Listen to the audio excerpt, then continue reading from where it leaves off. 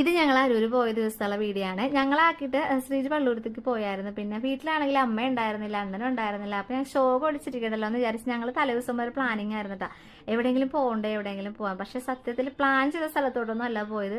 നമ്മൾ നേരെ പോയത് ഫോർട്ട് കൊച്ചിയിലോട്ടാണ് കേട്ടോ.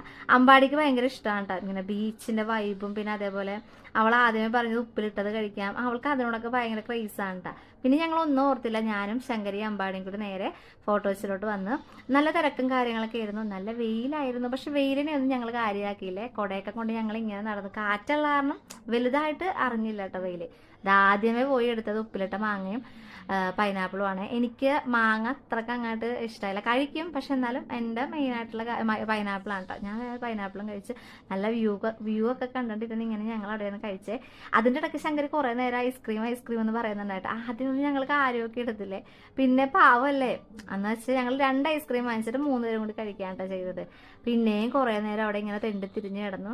ലാസ്റ്റ് ഫുഡ് കഴിക്കണ്ടേ, ഉച്ചയായപ്പോഴത്തേക്കും ഫുഡ് കഴിക്കാനായിട്ട് കയറി കേട്ടോ. ശങ്കരീനെ നോക്കിയാണ് നമ്മൾ ഫുഡ് വാങ്ങിച്ചത്, കാരണം അവൾ വേറെ അങ്ങനെ ഒന്നും കഴിക്കൂല. ബിരിയാണി ആണെങ്കിൽ കുറച്ചൊക്കെ കഴിക്കും. അങ്ങനെ ഞങ്ങൾ ബിരിയാണി തന്നെ വാങ്ങിച്ച് കഴിച്ചേ. പിന്നെ ശങ്കരുടെ മെയിൻ ലക്ഷ്യം പാർക്കായിരുന്നു കേട്ടോ. ഈ ഒരു ലക്ഷ്യത്തിന്റെ പുറത്താണ് അവൾ ഞങ്ങളുടെ ഈ യാത്ര വന്നത് തന്നെ കേട്ടോ. കാരണം പാർക്കെന്ന് അവൾ ആദ്യം പോലെ പറഞ്ഞുകൊണ്ടിരിക്കുവാണ്.